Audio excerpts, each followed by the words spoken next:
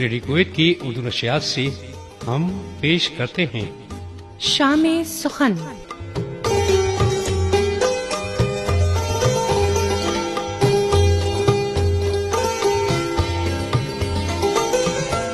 एक हसीन और यादगार शाम, सुखनवर और सुखन फहम सामीन के लिए।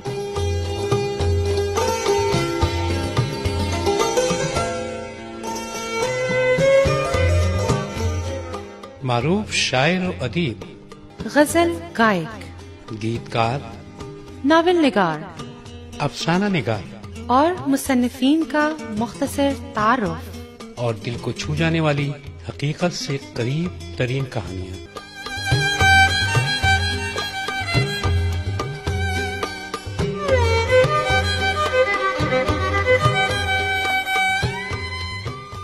उर्दू अदब की एक खूबसूरत झलक।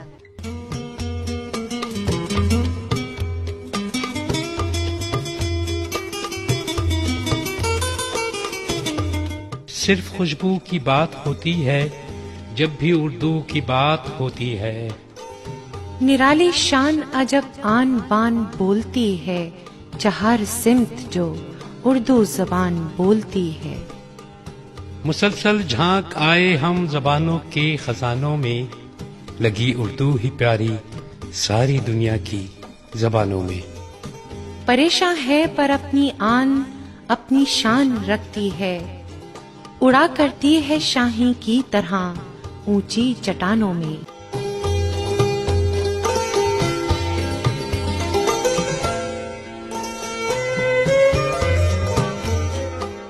आइए सुनते हैं शामे सुखन।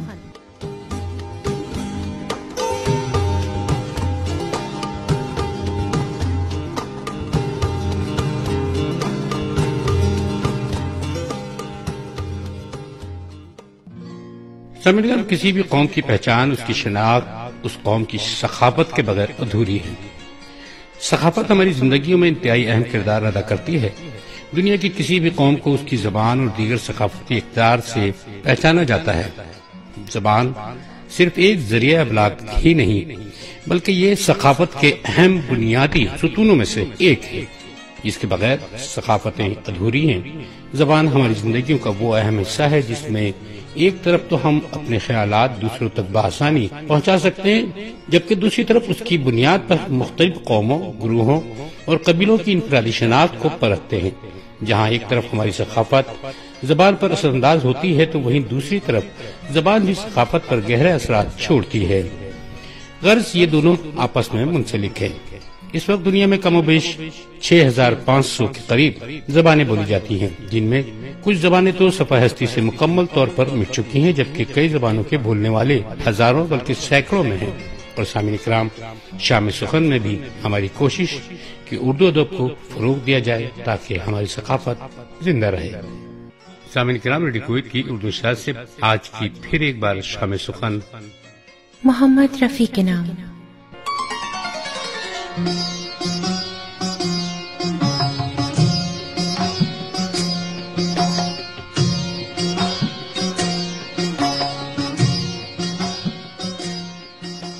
मोहम्मद रफी के इंतकाल को 3 दहाइयां गुजरने के बाद भी उनके साथ काम करने वाले मूसीकारों, नगमा निगारों और गुलकारों के दिलों में उन यादों के नक्कूश धुंधले नहीं हुए हैं। उनकी गायकी का सफर 4 दहाइयों पर मुहित था। इस दौरान उन्होंने हिंदुस्तान के 11 जबानों में तकरीबन 28,000 नगमे गाए। हुकूमत ने उन्हें पद्मश्री के एजाज से नवाजा, लेकिन उसके साथ ही उन्हें 5 कौमी और 6 फिल्म फेयर अवार्ड भी मिले। रफी के लिए मशहूर था कि उन्होंने कभी मुआवजे को अहमियत नहीं दी। अक्सर मौसीकारों और फिल्म साजों के लिए बिला मुआवजा भी गीत गाए। रफी की जिंदगी के सफर में उनके साथ चलने वालों में मशहूर मौसीकार मोहम्मद ज़हूर ख़याम हाशमी उर्फ ख़याम सरे फहरिस्त हैं। ख़याम कहते हैं कि रफी जैसे फनकार और इंसान मरा नहीं करते।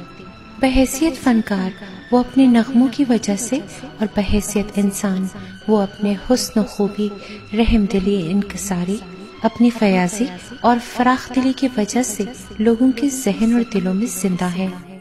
ख़याम उन दिनों को याद करते हुए कहते हैं कि रफ़ी ने उनकी बनाई हुई धुन में पहला नगमा अकेले में वो घबराते तो होंगे गाया था। वली दकनी का कलाम था, धुन सादा सी थी। सारा कमाल रफी की गायकी का था और ये गीत पूरे हिंदुस्तान को पसंद आया, जिसके बाद मुझे भी शोहरत मिली। अकेले में वो घबराते तो होंगे, अकेले में वो घबराते तो होंगे, मिटा के मुझको पछताते तो होंगे अकेले में।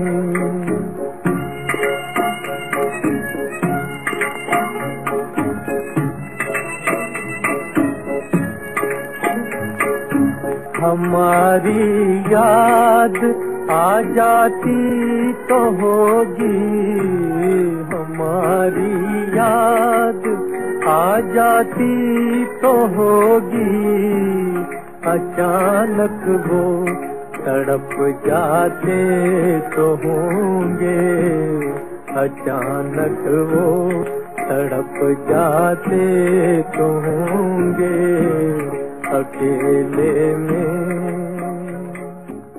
खयाम कहते हैं कि उन्हें इस बात पर फख्र है कि उनकी धुनों को रफी जैसे गुलकार ने आवाज दी।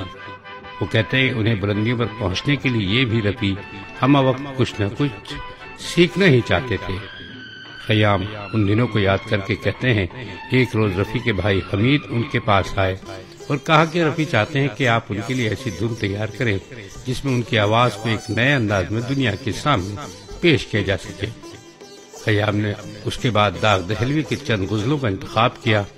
रफी ने 18 दिनों तक रिहर्सल की, फिर दुनिया ने देखा कि उन्होंने मेरी मौसीकी में जो गजलें गाई वो यादगार बन गई। गजब किया तेरे वादे पे एतबार किया, तमाम उम्र क़यामत का इंतजार किया।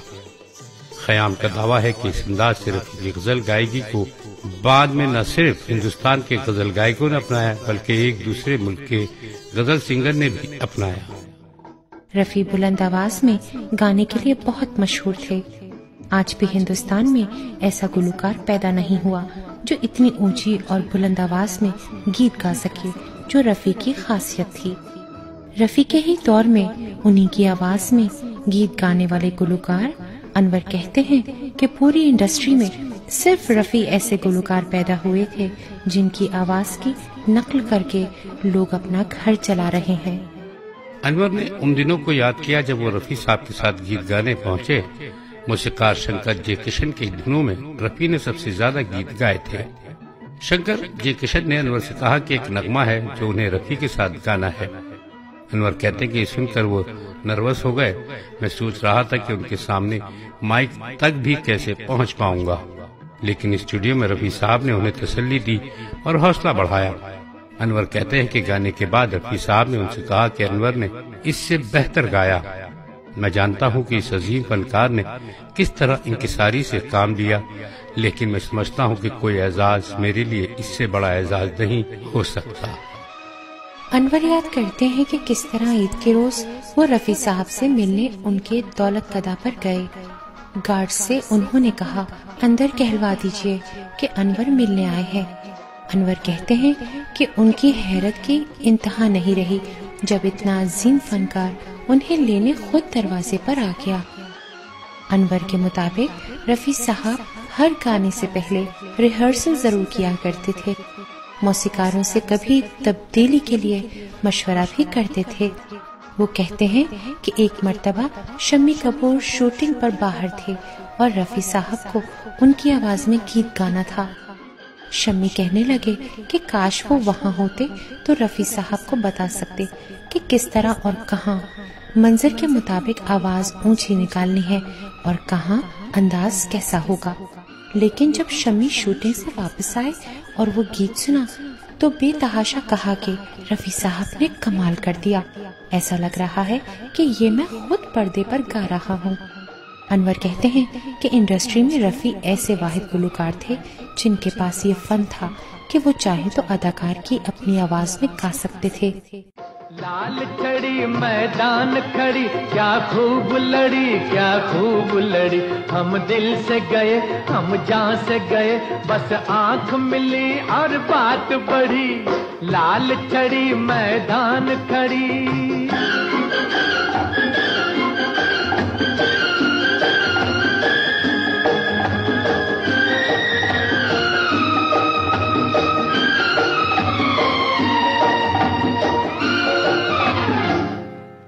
तीखे तीखे दो नैना, उस शौक से आंख मिलाना था। देनी थी कयामत को दावत, एक आफत से टकराना था। मत पूछो हम पर क्या गुजरी, बिजली सी गिरी और दिल पे पड़ी। हम दिल से गए हैं, हम दिल से गए, हम जहाँ से गए, बस आंख मिली और बात बढ़ी। लाल छड़ी मैदान खड़ी। नगमा निगार हसन कमाल रफी के आखिरी दिनों में उनके साथ रहे। उन्होंने फिल्म पैगाम के लिए नगमे लिखे थे। कमाल कहते हैं कि वो रफी साहब के पास गए और कहा कि उनके फिल्मसाज के पास सरमाया ज्यादा नहीं है, वो एक गीत के लिए उन्हें सिर्फ 2500 रुपए ही दे सकता है। रफी साहब ने अपने साले और सेक्रेटरी से कहा, ले लो भाई, मुफ्त नहीं है, 2500 रुपए मिल रहे हैं। लेकिन रफी साहब की पेशानी पर कभी बल नहीं आया था। कमाल के मुताबिक रफी साहब ने वो नगमा गाया और रकम भी नहीं ली। कहा फिल्मसाज के काम आएगी। उस वक्त एक गीत के लिए रफी साहब को 8000 रुपया मिलते थे। कमाल के मुताबिक उन्होंने अपनी जिंदगी में कभी इतनी सादगी पसंद इंसान नहीं देखा। वो बहुत मुनकसरुल मिजाज थे, उनके नगमों की धूम मची थी। कभी खुद पे, कभी हालात पे रोना आया, कभी खुद पे, कभी खुद पे, कभी हालात पे रोना आया। बात निकली तो हर एक बात पे रोना आया। बात निकली तो हर एक बात पे रोना।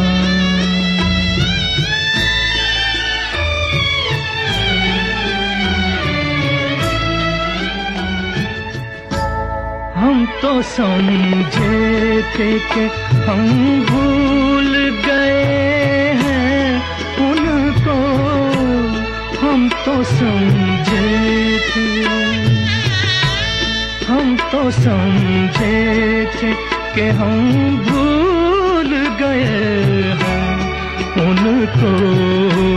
क्या हुआ आज ये किस बात पे रोना आया? क्या हुआ आज ये किस बात पे रोना आया? कभी खुद पे, कभी हालात पे रोना। कमाल रफी के साथ गुजरे दिनों को याद करते हुए कहते हैं कि एक रोज रफी साहब ने उनसे कहा कि यार, मैं जब लता के साथ गाता हूँ तो मुझे कोई मुश्किल नहीं होती, आराम से बेफिक्र होकर गाता हूँ। लेकिन जब आशा के साथ गाता हूँ तो मैं होशियार रहता हूँ कि कब वो कहाँ से कौन सी धुन पर कैसे लय उठा ले। मौसीकार लक्ष्मीकांत प्यारेलाल की जोड़ी रफी को अपनी जोड़ी की कामयाबी का बाइस मानते हैं। प्यारेलाल कहते हैं कि फिल्म दोस्ती के नगमे की वजह से उन्हें पहला फिल्म फेयर अवार्ड मिला और दुनिया ने उन्हें भी बहैसियत मौसीकार के पहचाना।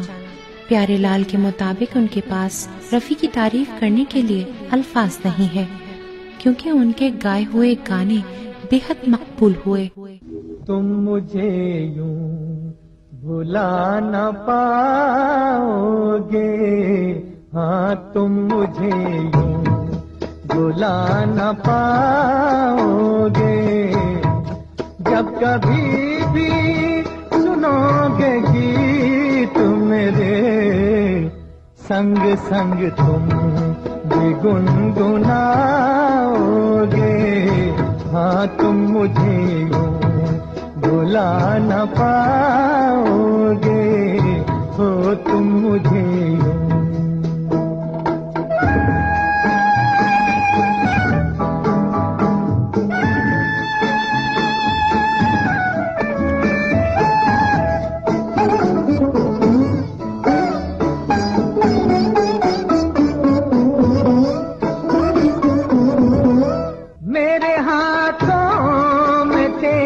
चेहरा था, जैसे कोई गुलाब होता है, और सहारा लिया था बाहों का, वो समा किस तरह बुलाओगे, हाँ तुम मुझे यूं बुला न पाओगे, हो तुम मुझे। अभी आप सुन रहे थे प्रोग्राम शाम सुखन।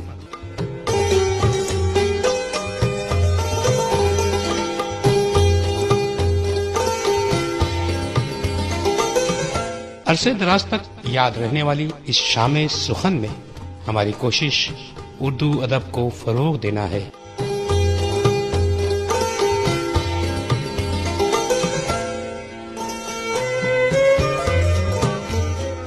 आपको हमारी ये काविश कैसी लगी जरूर बताएं।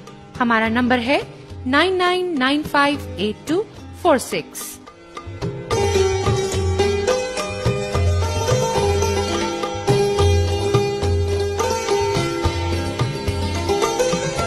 पेशकश रजिया अशरफ, निदा मिर्जा।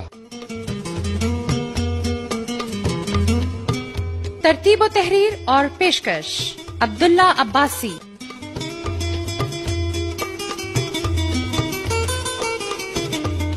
साउंड इंजीनियर बरकत खान।